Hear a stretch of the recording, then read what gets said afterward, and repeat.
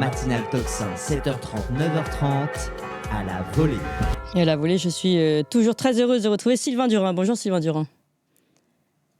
Alors, on va retrouver votre son. En attendant, je vous présente. Vous êtes éditeur des éditions du Verbe-Haut, réalisateur, auteur de La fin du sacré aux éditions Nouvelles des Prairies et de ce livre qui va inspirer notre discussion aujourd'hui, René Girard, Du désir à la violence aux éditions du Verbe-Haut. Et alors, si vous le permettez, Sylvain Durin, je vais prendre un petit peu de temps à présenter la problématique, on va dire, Emmanuel Macron, Notre-Dame de Paris, parce qu'il s'est passé beaucoup de choses. Et je voudrais quand même en informer les auditeurs, c'est quand même important.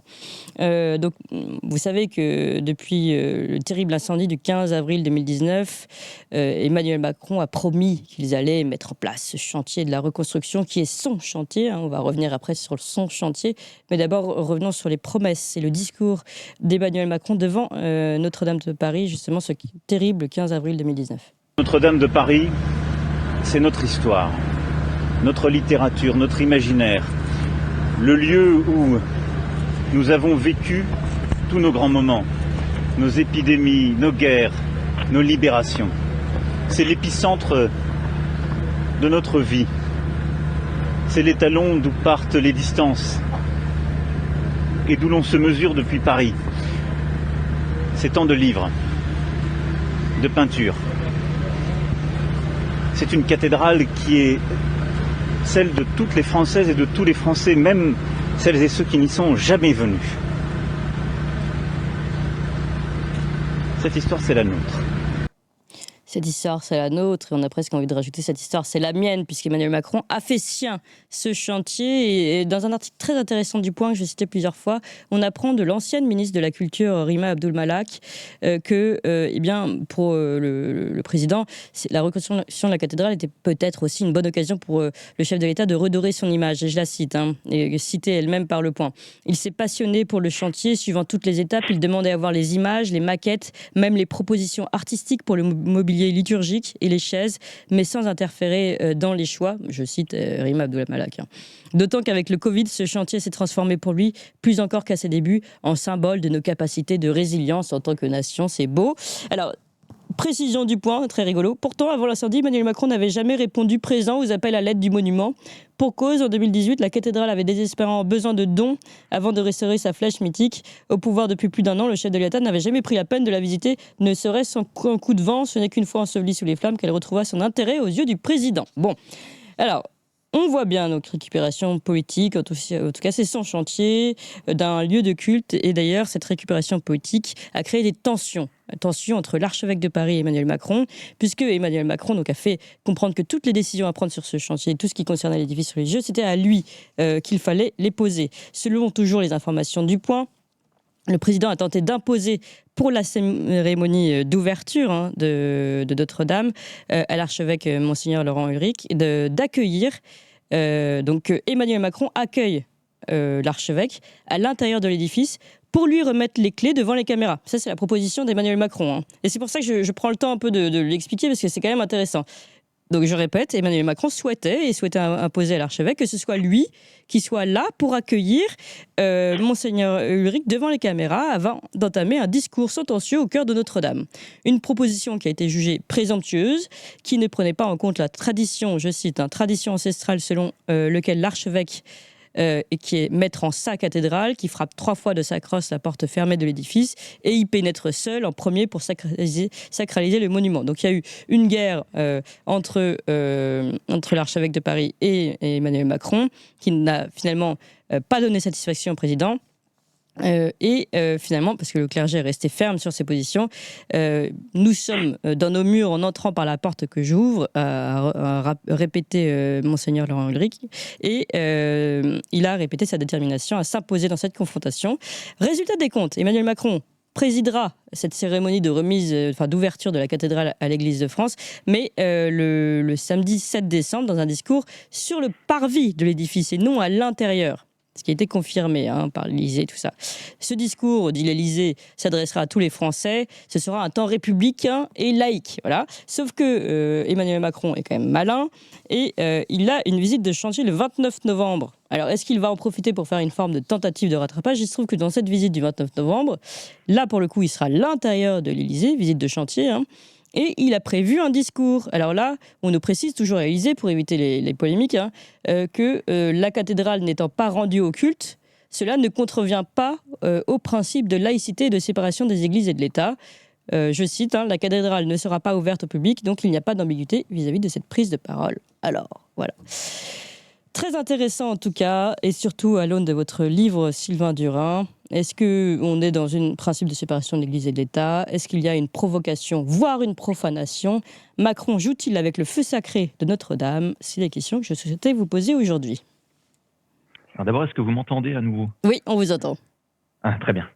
Écoutez, non, mais il y a beaucoup de provocations de la part d'Emmanuel Macron. Je n'irai pas jusqu'à dire qu'il y a une profanation non plus, quitte à aller un peu à contre-courant de ce qu'on pourrait imaginer.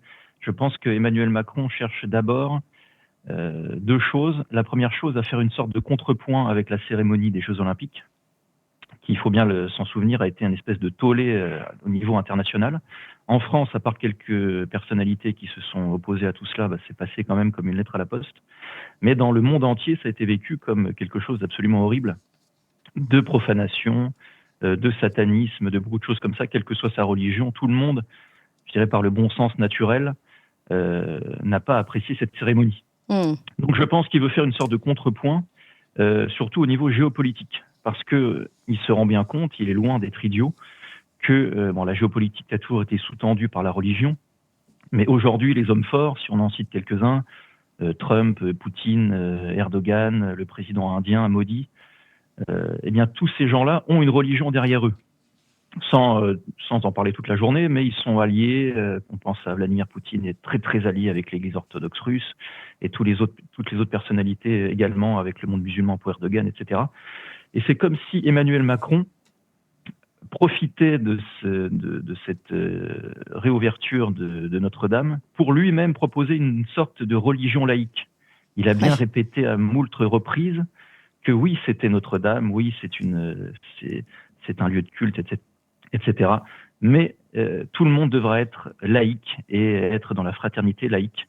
Donc il fait une sorte de quatrième voie, si on pourrait dire, de quatrième religion universelle, qui est la grande religion proposée par la Révolution française, il est dans cette lignée-là, de la laïcité à teneur universelle, avec tout de même la beauté de la grandeur française et de la grandeur chrétienne. Voilà, c'est comme ça que j'ai un peu compris l'événement. Vous voyez ça finalement comme une forme de parasitage. Il se raccroche à quelque chose qu'il ne fait pas sien en soi, mais pour bénéficier de l'aura de cet édifice religieux, de ce qu'il représente finalement. Oui, c'est ça, mais je crois, évidemment, on ne connaît pas Emmanuel Macron personnellement, mais je trouve qu'on est vraiment dans la psyché du personnage. Cette espèce de « en même temps », c'est quelque chose de très profond chez lui. C'est en même temps, il y a la cérémonie à Paris des Jeux Olympiques, c'est-à-dire on détruit tout, c'est du satanisme, il y a des images pédophiles qui passent à la télévision, mais en même temps, on va s'intéresser de très très près, comme vous l'avez dit, à la reconstruction de Notre-Dame.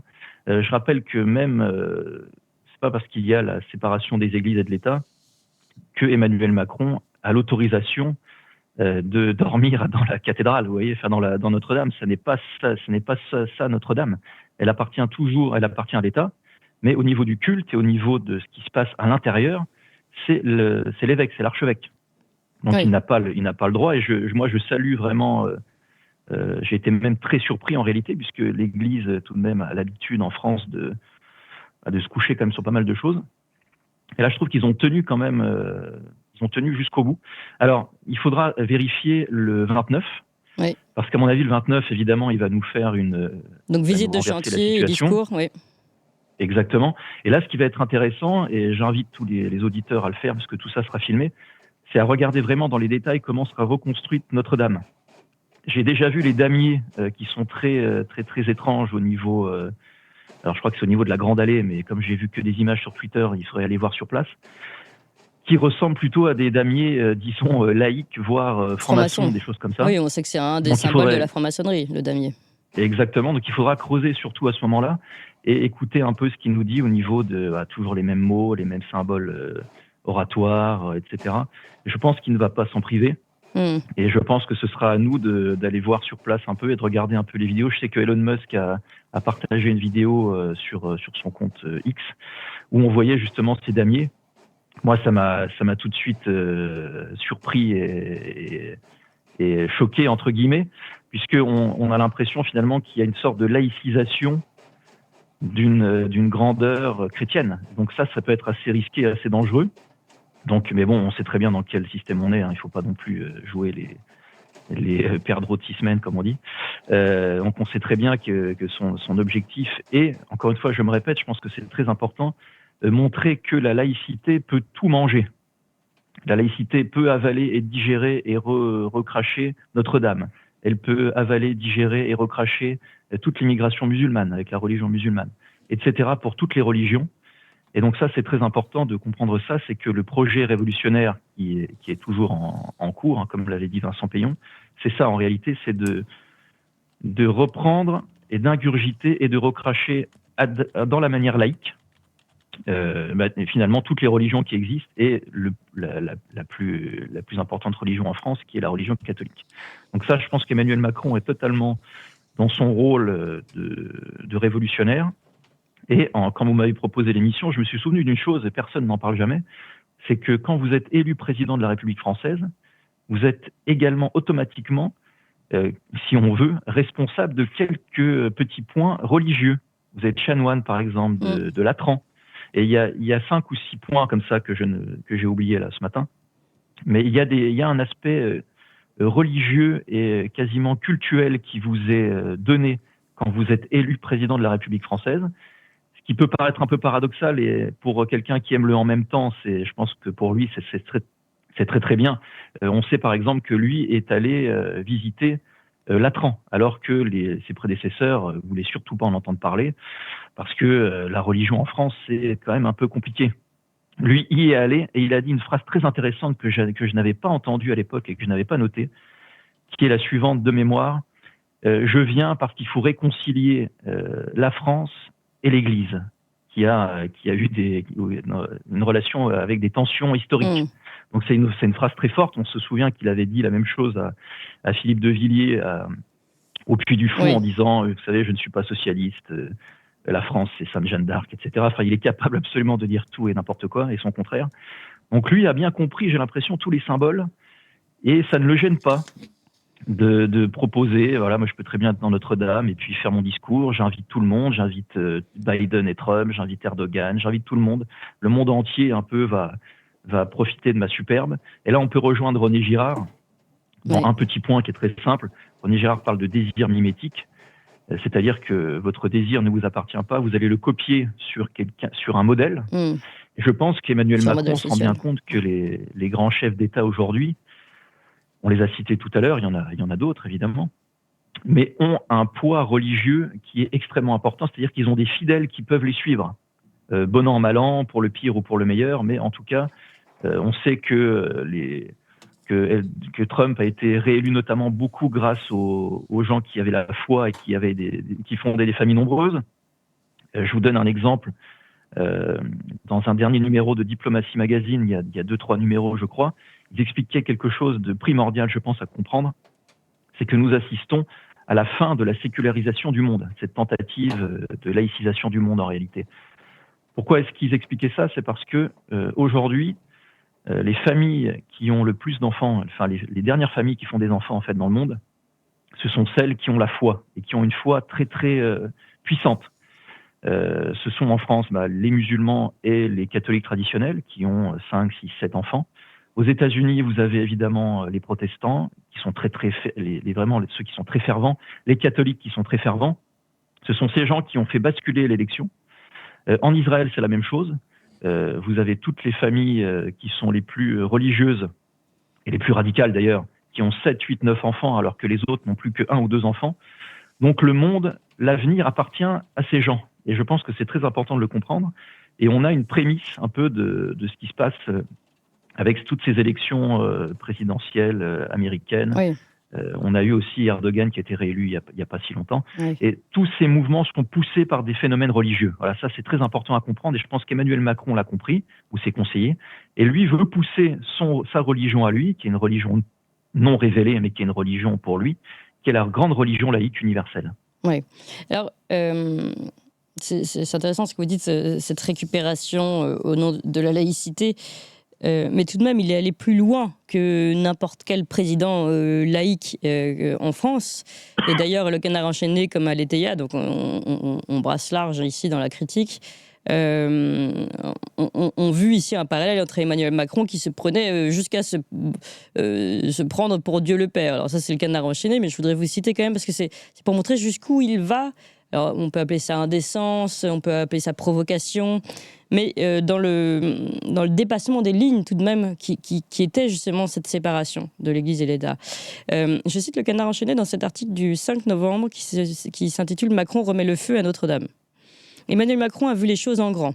À défaut d'avoir convaincu son ami, le pape, de se déplacer, le chef de l'État jouera lui-même à Dieu le Père. Le 7 décembre, dans la cathédrale ressuscitée, flanqué de l'archevêque de Paris, il prêchera devant les dirigeants de la planète, avec dans l'assistance les petits et grands mécènes qui lui ont permis de tenir sa promesse, reconstruire Notre-Dame en 5 ans.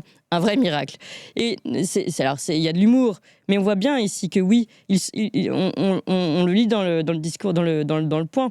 Il voulait avoir un discours sentencieux, nous dit-on. On voit bien ici le parallèle avec le prêche. Il voulait remettre les clés. On voit bien la place qu'il veut prendre dans l'Église.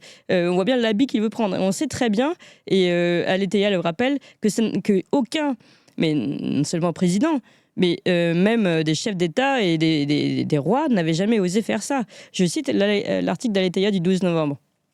On nous annonce que le président Emmanuel Macron va prononcer son discours dans la cathédrale et non pas sur le parvis. Je vous rappelle que donc à un moment donné, on a vraiment cru qu'il allait le faire dans la cathédrale, puis finalement, on est revenu sur le parvis pour avoir finalement sur le parvis, mais quand même en discours de Chantilly le 29 novembre. Bon, je referme la parenthèse. Et non sur le parvis. Jupiter ose tout. Donc on voit peut-être à quel dieu il se réfère d'ailleurs. Ni Saint-Louis, le 10 août 1239, ni De Gaulle, 26 août 1944, ni aucun de nos chefs d'État n'a jamais pris la parole à l'intérieur de Notre-Dame. Même Napoléon, couronné dans ces lieux par Pie VII le 2 décembre 1804, s'était tu pour une fois, dit Aletheia. Voilà, donc on voit bien. Alors là, eux, ils font référence à Jupiter, qui est un surnom qu'on donne facilement à Emmanuel Macron. En tout cas, on voit bien ici qu'il a forcer des lignes qui n'avaient jamais été franchies jusqu'à maintenant, tout de même. Alors, c'est peut-être pas de la profanation, mais en tout cas, c'est une provocation forte. Oui, absolument. Je pense que là, on est, encore une fois, dans la psyché d'Emmanuel Macron, sans pouvoir tout comprendre, évidemment, puisqu'on ne peut analyser qu'avec nos yeux éloignés. Et à mon avis, il y a deux choses. Il y a une espèce de posture adolescente qui est quand même très, très présente chez Emmanuel Macron, c'est-à-dire que vous m'avez cassé mon jouet, je vais casser la chambre. Là, il y a un jouet à disposition, je le veux. Donc ça, à mon avis, c'est très important à comprendre chez lui. Il y a déjà des psys qui ont parlé de tout cela, et je pense que c'est vrai. Et il y a cette volonté de pouvoir exacerber. Il faut bien se souvenir qu'Emmanuel Macron a déjà dit textuellement qu'il se pensait plus tard, après le passage de la France, qui n'est pour lui qu'une sorte de tremplin, une sorte de monarque. Alors il n'a peut-être pas utilisé le mot monarque, mais moi je vais l'utiliser pour lui. Une sorte de monarque de l'Union européenne. Il se rêve une sorte de président de l'Union européenne. Donc il a une vue, il a une visée à long terme. Et moi, je rejoindrais, je n'avais jamais osé le dire comme ça, mais vous avez interviewé Madame Boutin, oui, qui avait dit qu'elle pensait, moi je ne peux pas évidemment ni infirmer ni affirmer, qu'Emmanuel Macron était sans doute possédé par le diable. En tout cas, vous savez ce qu'on dit, le diable est le singe de Dieu, c'est-à-dire qu'il va singer la surface divine, mais en pourrir l'essence. En tout cas, inverser le sens de l'essence. Le sens de l'être, si on peut dire. Ben là, on est un peu dans ce cas-là, finalement, puisqu'il veut prendre la place de l'évêque, prendre la place du religieux, en le singeant, mais il ne veut pas faire l'homélie. De toute manière, ça n'aurait aucun sens, mais il ne veut pas aller jusqu'à là. Il veut changer le sens, enfin même faire un contresens oui, c'est ça. de ce côté religieux. Donc, ça rejoint beaucoup ce qu'a dit Madame Boutin, cette espèce de singerie. Et voilà, je pense que c'est ça qu'il faut comprendre, c'est le côté adolescent, parce qu'il ne faut pas non plus tomber toujours dans le grandiloquent. Il y a le côté adolescent, c'est un nouveau jouet arrive, je le veux. Mais est-ce que c'est conscient ou pas? Il y a quand même cette volonté toujours d'inverser les valeurs chez lui. Avec la cérémonie des Jeux Olympiques, c'était vraiment criant. Mais il n'y a pas eu que ça. Enfin, on ne va pas refaire toute l'histoire de ces deux quinquennats qui se terminent bientôt, on l'espère. Mais il y a eu énormément de points comme ça. Et je pense que là, il tente la dernière subversion, c'est-à-dire on va entre guillemets, leur faire croire que la loi naturelle revient, sans parler de catholicisme autre, mais disons la loi naturelle revient. Mais en même temps, ça va être un vernis. Et ce qui est à l'intérieur, c'est le laïcisme, la grande religion de la Révolution. C'est très très intéressant ce que vous dites, Sylvain Durand, et on voit en effet qu'Emmanuel Macron, vous dites singe, moi je dirais il revêt l'habit du sacré sans le conscientiser, sans le vouloir, ouais. sans le sens du sacré. Et c'est tout le sens du livre de René Girard que vous analysez, vous. C'est-à-dire ce besoin du sacré. Finalement, peut-être qu'il ressent ce besoin de notre population du sacré, d'un retour au sacré, mais qu'il le pervertit. Oui, je pense qu'il a ce génie qu'avait eu Robespierre, même si les deux personnages sont quand même différents. Mais Robespierre, même lui, avait dit, mais vous savez, vous voulez détruire toutes les religions, toute la religion, mais le bon petit peuple a besoin d'une religion. Bon, c'était un peu condescendant, mais ils ont bien conscience, ces gens, que la population a besoin de sacré. Et quand on a la foi, comme peut-être certaines personnes qui nous écoutent, eh bien, on peut dire que Dieu nous a donné ce désir, c'est ce que j'explique un peu dans le livre, nous a donné ce désir de la foi, le désir de sacré, pour le trouver. Et puis, si vous détestez l'humanité comme ces gens, vous pourrez dire, mais regardez, ce sont des pecnos, ce sont des sans-dents ou je ne sais quoi, ils ont encore besoin de croire en des balivernes ou en autre chose. Mais je pense qu'il a, ou ses équipes, j'en sais rien, mais en tout cas, il nous montre qu'il n'a pas lâché le sacré, parce que même pendant les Jeux Olympiques, il nous a montré beaucoup de choses sacrées. Alors, bien du sûr. Sacré inversé, oui. Mais il l'a mise en scène. Enfin, il a joué avec ces éléments, tout à fait, oui. Exactement. En France, aujourd'hui, on ne peut pas dire que le sacré a disparu, c'est le sacré positif qui a disparu. Disons le sacré avec un grand S. Mais on a beaucoup de petits sacrés, alors parfois sataniques, parfois très dangereux, mais parfois d'une autre religion, parfois de l'islam, parfois d'autres choses, qui sont encore présentes en France. Et je pense que Emmanuel Macron le sait très bien, et ses équipes également. Donc, il nous en redonne un peu, parce qu'on en a besoin, parce que c'est ce qui relie les gens. Il faut bien comprendre, la religion, c'est ce qui relie les gens entre eux, avant de relier les gens à Dieu. C'est le symbole de la croix, quoi. Ça relie les gens entre eux en communauté. L'horizontale avant on en a besoin. Oui. Exactement. Et ça relie la population, normalement, à un même Dieu, puisque normalement, toute population a une même croyance. Bon, ça a changé. Mais c'est comme ça. Et je pense qu'il sent bien que le monde, oui, mais surtout la France, a des petites parcelles de croyances, et que l'objectif révolutionnaire, c'est de rassembler tout ça, après avoir détruit toutes les religions, rassembler tout ça dans cette grande religion universelle, la République, la franc-maçonnerie laïcisée, etc. Donc ça, c'est, je pense, très important à comprendre. Alors, quel est, d'après vous, vous avez pris le temps, vous avez beaucoup fait de recherches d'ailleurs pour votre livre, d'analyse des correspondances de René Girard et autres. Quel est le message qu'il souhaitait passer, lui, justement, à notre population, et que vous souhaitez passer à travers ce livre aujourd'hui? Nous, que pouvons-nous faire finalement face à une forme de violation de ce sacré, quel qu'il soit d'ailleurs? Alors René Girard, lui, part de très loin. C'est qu'il s'est rendu compte dans les grands romans, Dostoïevski, Proust et d'autres, que en réalité, notre désir propre ne nous appartenait jamais. Ça, c'est, pour le monde actuel, c'est une bombe atomique. C'est-à-dire que si vous réussissez à faire comprendre à quelqu'un qui veut changer de sexe, admettons, que ce désir-là ne lui appartient pas, mais qu'il l'a copié sur un modèle qui est négatif, eh bien, tout le monde moderne s'effondre. Et il part de ça. Ensuite, il analyse ce sujet dans l'anthropologie, et c'est là où ça devient intéressant, c'est qu'il explique que, et ça peut rejoindre même ce que fait Emmanuel Macron avec Notre-Dame, c'est qu'à vouloir trop ressembler aux autres, c'est-à-dire à vouloir trop faire du même, du mimétique, et désirer tous la même chose, eh bien, ça crée de la violence. Alors, ça peut créer de la violence dans une entreprise, au sein des familles, mais aussi dans une nation, et aussi dans le monde entier. C'est-à-dire qu'à trop se ressembler, à trop vouloir s'imiter, eh bien, la guerre est possible.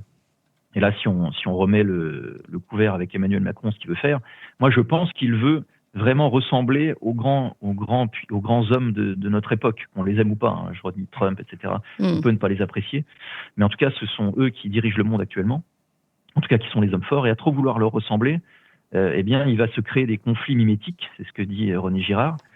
Et il nous apprend aussi une chose très importante, c'est que quand cette crise mimétique est en action, il y a ce qu'il appelle la crise sacrificielle. Oui. C'est très simple à comprendre, c'est la fin des hiérarchies. Et là, pour Notre-Dame, c'est criant, c'est-à-dire qu'il n'y a plus de hiérarchie entre l'archevêque, le président au sein de Notre-Dame, mais dans les familles, c'est la même chose. L'autorité a disparu des parents. On peut décliner à l'école, on peut décliner un peu partout.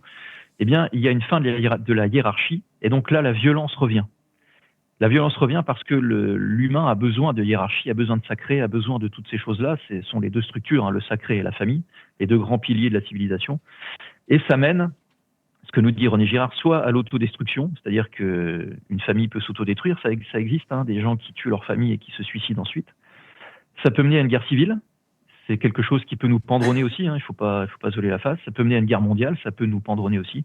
Ou ça mène à la désignation d'un bouc émissaire. Ouais. C'est-à-dire que la violence du tous contre tous passe à la violence du tous contre un. Et ensuite, on sort du chaos pour un nouvel ordre qui est toujours négatif, mais au moins on a réussi à survivre.